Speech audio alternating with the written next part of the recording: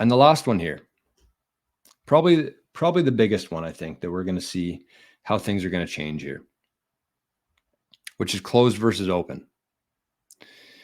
And this has three different parts to it that I want to talk about here. So the first one, the most obvious one, is the stock market. The stock market opens at 9 a.m. every day, closes at 5.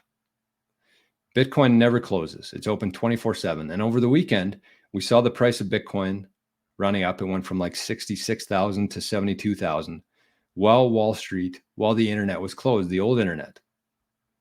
So that's one example. And I do think that things are going to change, because whenever Wall Street is getting screwed, they change the rules to the game.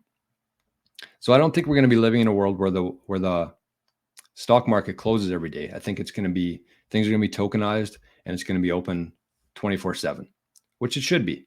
We have the ability to do it already. So that's one. The second one there is the closed versus open source. So the old internet, a company would fire up. They would have, let's say, use Twitter as an example. They would have their algorithms. They would have their centralized servers. They would have their source code, but it would be closed. So nobody could replicate that. So it's created what we have today, where we have Facebooks, Twitters, TikToks. They own their source code. It's all closed. So I can't go in there and copy and paste it and make my own TikTok, because it's all closed. The new internet, everything is open source, including the Bitcoin code. So you can go into anything. If I wanted to set up a nostr client today, if I looked at, let's use Amethyst. If I wanted to make an Amethyst of my own, we'll call it Jorathist, I could go in there, look at if I knew what I was doing, which I don't, but I could go in there and copy their source code, paste it into my own, and then just add a few different features in there. So my app would be using their code, but I would just make a few changes to mine. And so what that creates is that people are just going to be building and building and building and improving things. Because if you compare that to Twitter, where if I had a good idea that I wanted to implement using the Twitter protocol or the Twitter source code, there's no way for me to do that today. But with Nostr, everything being open source, I can do that.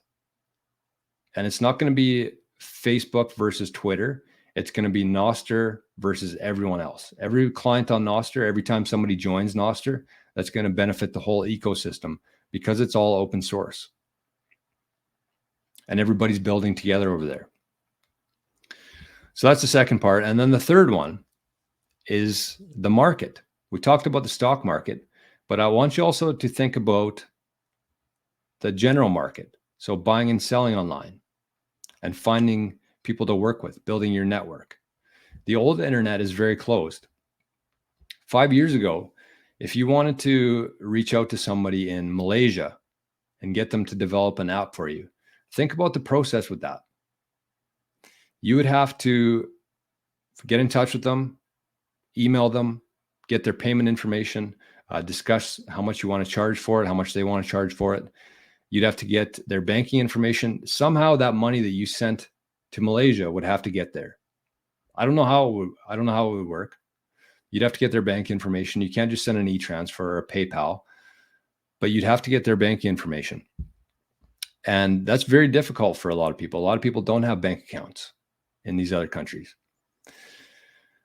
So that's kind of how things were. It was very hard for us to hire people, to hire talent to help us in other parts of the world with this closed internet that we had, closed banking system that we had. But today, if I wanted to hire somebody in Malaysia to do an app for me, they send me a price in Bitcoin. We don't have to do any currency conversions back and forth. They send me their price in Bitcoin. They send me a Lightning invoice and I pay it. That's it. Even in that old system, even if I did find a way to pay them, think about all the different people in between there who are going to be taking a fee off of that. Or if you want to send through like a payday loans or whatever it is, however you send cash at other parts of the world, they take like 25% of that right off the top. That's the closed old system. The new one, you can send Bitcoin through Lightning to any person on earth without any fees, without anybody's permission. That's the new internet. Close versus open. That's a good way to end that. What do we think? I wanted to get through that quickly. I think I did. But that was a new one for me. I tried out the little presentation there. I missed all the stuff happening on Zap.stream today. I apologize for that. Because my other screen was full. So let's check in quickly on Zap.stream and see what we missed there. So Crypto Ethan says, while likes are abstractly valuable, while zaps are truly valuable. Yes, exactly. So that's just one example, likes versus zaps. I mean, what do you get if you post a picture on Instagram, somebody likes your post? What do you get from that? Just you get to feel good for a couple seconds. Nostr, somebody likes that picture. You post a picture of your dog or you're golfing for the day. Somebody likes that. Instead of liking it, they can actually send money, send actual value. Which system do you think is going to win there? All of these. Go back. I mean, we kind of went through that fast. It's probably a lot to take in there at once. But go back and watch that and think about which system that people are going to choose to use. Closed or open? Spam, fam, zaps, likes. Like, what do you think is going to happen here as we move forward? People aren't just going to keep living in this old system and hoping things change. People are going to talk. They're going to realize what's happening over here. And slowly, everybody's going to move into this new internet. And keep in mind that this is not something that's going to happen next year. Even though everything's kind of built, it's going to continue to be built. But this isn't something that happens in a year. This is going to take a lot of time for people to not only realize it, understand the implications, understand the benefits to the new internet. And it takes time. Everything does. And it's probably not going to be for everybody. There's going to be people who live their whole life and they never interact in this new system. They're going to keep using the Googles. They're going to keep using the Facebooks. And that's fine. But we're moving away from that. We're creating our own ecosystem here, built on an open system, built on your reputation, without a middleman. Just think about that. Think about how much things are going to change here because it's so much better, so much more efficient in every aspect. Shout out to Grindr.